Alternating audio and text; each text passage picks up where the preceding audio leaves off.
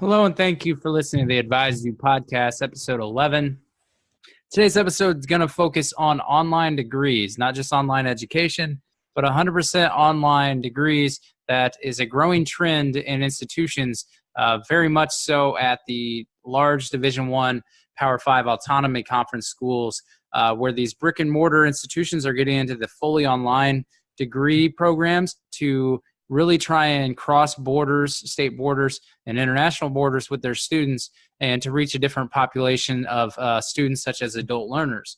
And so today's episode is going to talk mainly about the NCAA legislation, the terminology, and what would need to be done to allow all student athletes at these campuses to fully take advantage of these 100% online degree programs, which the benefits and the risks are definitely there. Benefits, obviously, a lot less missed class time.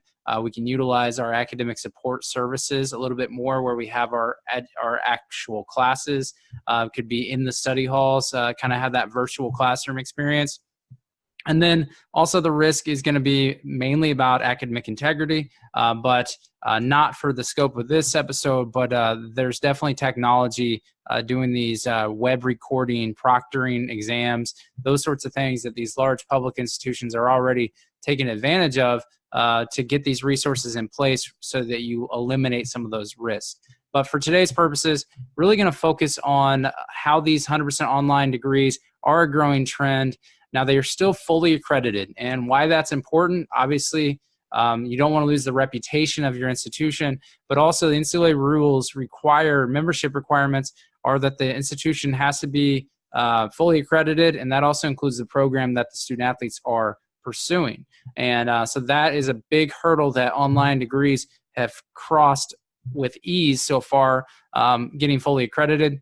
And then also legislation terminology. So those are some barriers to entry, and so I'm going to talk about the barriers to entry and then the solutions from what I see that we would need to do to enable student athletes to be able to actually pursue this. And I don't think that there would have to be great legislation changes. I think the legislation would just need to be tweaked a little bit, the terminology, redefine some things. So I don't think it's going to be a problem, but what we have to do is we have to look at these things, and this podcast and AdvisEdu as the think tank company really starting to look at innovation in higher education, how it impacts potential NCAA eligibility, and then policy making so that these institutions are fully aware and our student athletes are able to take advantage of the resources on campus. So this is one of those innovations in higher education where I'm kind of looking at it through the NCAA lens to try and see what we might need to be looking at as these institutions get more advanced with this online degree curriculum.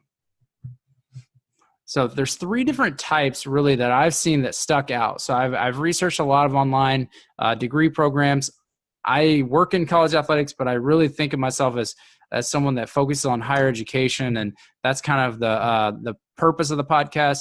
But what I noticed thinking of the institutions here, there are definitely still big name athletic departments as well. So there's three different types. If you're watching on YouTube, you can see kind of the description here. If you're listening just on the podcast, I've got Purdue Global. So Purdue University Global, IU Online, which is Indiana University, and then ASU Online. So these are how these schools are branded for their online programs. ASU is for Arizona State. So Purdue Global is really a new merger. They bought Kaplan, which is a for-profit online university, and they basically right now are only attached by name. So there's different faculty, different classes, different programs. Students can't cross over, and it's really just its own entity with the Purdue name slapped on it right now. Now, there's two great episodes of a podcast called EdSurge. So if you want to look that up, that's EdSurge. Great kind of insight to this merger and what it's going to look like. They talked to the chancellor of Purdue Global, and then they also talked to Purdue University West Lafayette faculty. So that is one type where it's really not affiliated much other than in name right now. Now, that's new. It's really never been done before. It is a nonprofit now. So Kaplan was a profit. Now, Purdue obviously is a nonprofit, large public land grant institution. So that is one type. Other type, IU Online. So I pass this billboard every day on my way to work, and I'm an IU graduate. Both my degrees are Indiana University degrees. I love Indiana, and this is an interesting billboard where it says IU faculty, IU classes, IU degrees. It's closer than Purdue to accessibility to current IU students. And what I mean by that, the faculty are the same, and they are the same classes. There's in-person classes, and there's online ones. Not a lot of difference other than the delivery of the class. And then obviously IU is already a big player in online classes that student athletes could already take advantage of.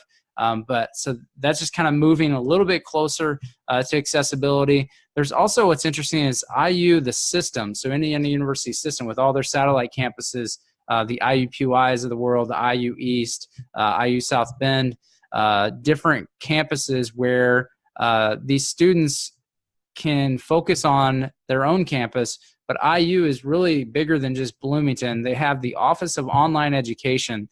And what that is it pretty much focuses on these online degrees, and it goes through the accreditation process for the entire system, not just an individual campus. So they do have a good setup and structure there, and everything's in-house. So everything's IU, unlike Purdue, where it was a merger and they're really building two different models. And then ASU Online is really geared towards all students. So Arizona State, their president, as well as Purdue and IU, President McRobbie at IU and President Daniels at Purdue, President Michael Crow at Arizona State. All three of these are presidents that I really enjoy following. Purdue especially and Arizona State especially are two of the most innovative universities, so I'm not surprised that they're players in the online degrees. And what's different with the Arizona State one is it's really geared towards all students regardless of age. As far as the other ones, we're really trying to right now kind of attack those adult learners, give them accessibility to finish their degrees through online delivery at these institutions. Where Arizona State, you could be coming out of high school and you could actually start taking the online degree. So that is something that is very helpful. And you can see, if you're looking on the YouTube, I've got the websites linked up here where Purdue Global really doesn't look anything like the purdue.edu. And so you have these live chats, the technology, you have your own Purdue information, and then Purdue Global has its own logo. So that is one interesting thing. The IU, very similar as well, where you can actually search through 120 different programs. Also has the chat with us technology, as well as Arizona State, where they have all their degrees, and they also talk about for the freshman student in this online. So that's why I talk about it's geared towards it. But everyone's branded a little bit different than their regular traditional institution. And so that is something that is interesting. But kid you not, these online degree programs is the next wave of online education, where these powerhouse institutions, most of which are NCAA Division I Power 5 autonomy schools, they are the biggest leaders right now in online degrees outside of the ones that have been there for a long time, such as Southern New Hampshire or University of Phoenix. So now all of a sudden our NCAA schools are getting into these innovative online education degrees. So different delivery, same content, maybe different faculty. Arizona State is really the most innovative, where they have the same faculty teaching it, everything like that. So 3 different types, where 2 of which are going towards adult learners. 1 is going towards any student that wants to do online. So it'd be great if our student athletes can take advantage of this, but we have to get ready from a legislation perspective, right? Now, what are the barriers to entry? So the biggest one, looking through this, there's 2 things that can be solutions. But the biggest barrier to entry right now is this term called NCAA non-traditional course. So student athletes can take non-traditional courses as long as they fall into the following category and definition. So read through this and I'll tell you why the 100% online degrees are not yet there. So here's what it would have to be. Is for a non-traditional course defined by the NCAA, it would have to be a course available to any student at the institution. Student athlete enrolls in the course in the same manner as is available to any student. Enrollment in the course occurs within the institution's regular enrollment periods, such as orientation or during the school year, what have you. And then a course is conducted during the institution's regular academic schedule, so their academic calendar, in accordance with the institution's overall academic calendar. So why is that different? And why would it need redefined? Because online degrees are kind of running as their own entities, but still accredited under the institution's name. A lot of them are still the same courses, but they run on different wavelengths because they're trying to focus on school for adult learning, for example. It's going to be really maybe a year-round thing. They might have different start dates. Some of these programs, you could start them every month, and it's more of a week thing. And so right now, a lot of them don't fit that term. For example, you can't be a student at one campus and then decide you're going to jump into the online program just for one semester. So you can't necessarily, it doesn't fit the term because it's not really available to every student. If you're a traditional student, you're not necessarily seen right now as also an online degree student even though you're in the same system of the institution. So a lot of it is just really technology as far as how it's structured and how it's integrated within the system. And with the online degree programs, it is going to be a lot different. So what I would recommend is we really try and redefine the non-traditional course. You wouldn't have to change legislation then, because it would be falling into it where maybe there's an exception or an amendment that could be approved the following legislation cycle, because it's not really changing any legislation, just changing the term of non-traditional course, because non-traditional courses are going to continually to evolve. It's just technology is becoming a bigger play. It's innovative, and it's just not an all-encompassing term anymore for non-traditional course. Now, fully online degrees, one way to look at it when I'm trying to make this example is to think of it as an affiliate campus. And so for athletic departments, you have, keeping with the IU, just because it's what I know and it's here local, Indiana University Bloomington, so the Hoosiers. Well, they are in the same system and same courses as IUPUI, which is in Indianapolis, so about an hour and a half away, but you can still get an IU degree, you can take the same classes. For example, I did my undergrad at IUPUI. I did my master's at Indiana University Bloomington. During undergrad, I actually took classes online that were actually IU students and IUPUI students, and then I took a class in person where we had the same instructor. Half the week he taught at Bloomington, Indiana University, half the week he taught at IUPUI, and we would join in on either audio or video chat whenever the instructor was at a different campus. Now, why I focus on this is because if you're a student athlete, yes, you can take those courses because it falls under the non-traditional courses, but they're different athletic departments. So you can't be an IUPUI student and take all your classes at IUPUI and go play at IU and IUPUI. You have to choose which campus you're going to play at. So to think about these fully online degrees, think of it as that. You're in the university system, but you are its own college. So it is an affiliate campus. So that's one way to think about it for purposes of trying to think of these new models. So if you have a university system with 4 schools in it and you have an online degree program, think of that as the 5th school within the system. So that's why it doesn't necessarily work, but it can work. There's wiggle room just by changing the terminology where you can actually kind of utilize it. Now, the solution, why I introduced that part about thinking of it as an affiliate campus, is this other term called the NCAA Athletic Consortium. Now, I don't know a lot about the consortium, so if anyone's listening and you know of one, or if I'm getting anything wrong here, or you have any commentary, make sure you tweet it out to me. Travis Higher Ed is my Twitter handle, or send me an email through AdvisEdu website. But basically, think about this. If some 100% online degree programs are treated as that affiliate campus within a university system, ask yourself, could athletes at any of the schools in that system take advantage of the separate online program? What if we wanted them to be able to? Where I'm a student athlete at IU Bloomington, so I'm a Hoosier, and I really want to take this fully online degree program, but none of the students at IU Bloomington are taking it because it's IU online, and the traditional student you're already here on campus, but you don't have those time demands of an athlete. So what can we do within the rules to be able to take that online degree program? So if we think about these online degree programs as an affiliate campus, here's what we can do. It's called an athletic consortium. Now, what it is basically it's saying that you can have athletes from other institutions within a consortium compete in one athletic department, but by taking classes at a different institution.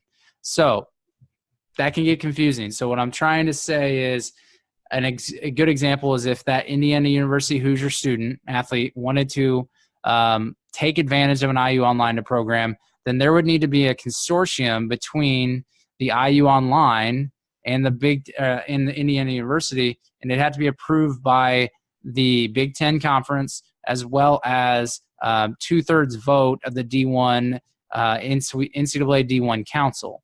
And by doing that, you're theoretically, from what I'm looking at this, your student athlete at IU could be taking a fully online degree program because it is essentially its own degree program within the same university system. So if you had a consortium, then your athletes could do that. That seems, if you get that voted, then you could really be taking those fully online degree programs, reap the benefits of being able to avoid missed class time, utilize your amazing $1 million academic study unit halls, and you could really also focus on degree completion. So if you're done and you're an out-of-state student, then you could take advantage of all those resources, and those fully online degrees really are going to be the future. So when I'm thinking about that, I think NCAA non-traditional course needs to be changed, and then NCAA Athletic Consortium is a potential that is not used a lot, but these are existing items in the handbook. So if you open up your D1 compliance manual, then you would see non-traditional courses. The terminology doesn't necessarily fit our online degree programs right now. And then you could read about the athletic consortiums. And that is what I think, looking at higher education innovation for these fully online degree programs, those are the two ways right now where I believe you could have a student athlete living on your campus in your housing, not taking traditional classes at that campus, instead taking the 100% fully online degree program without it being a problem with NCAA legislation. So if you have an opinion on that, or you know in your campus where you might already have student athletes taking 100% online degree programs, then I'd love to hear about it. Please go to advisedu.com, AdvisEdu, and hit the contact button. You can send me a note right there, or find me on Twitter at Travis Higher Ed. I'd love to interact with that. Use the hashtag if you're watching or listening to this, AdvisEdu, AdvisEdu. And then you can get on here and find every episode, including this one will be posted soon. And you can find every episode of the AdvisEdu podcast. You can see show notes within. You can also see the whole playlist right here on the podcast, on the website. Read about some projects working on. The next one I'm really focused on is NCAA academic digital badges. So I'll be talking about that soon. And then read about the book that I'm currently writing, that's just loosely tied to the podcast, where it is called Two Sides, Same Coin. It's time to accept the NCAA as a higher education entity. So if you're watching on YouTube, you can probably pause and read the book description. If not, go to advisedu.com and read about the book. If you want to learn more about it, then you can definitely reach out. Also, point out that I do pull a lot of the NCAA's initial and continuing eligibility notes out of here, as well as NCAA academic measurements. And if you can pull these resources, if you're looking at the YouTube video and you can see this, I actually link up databases as well. So you can access the APR database on my website, the graduation success rate. I already asked the NCAA if I could do that. They said it was completely fine. So anytime it's updated, it'll always be updated on my website with the correct link. You can also learn more about the NCAA academic revenue distribution. So trying to be a one-stop shop for everything academic policy for specifically NCAA Division I.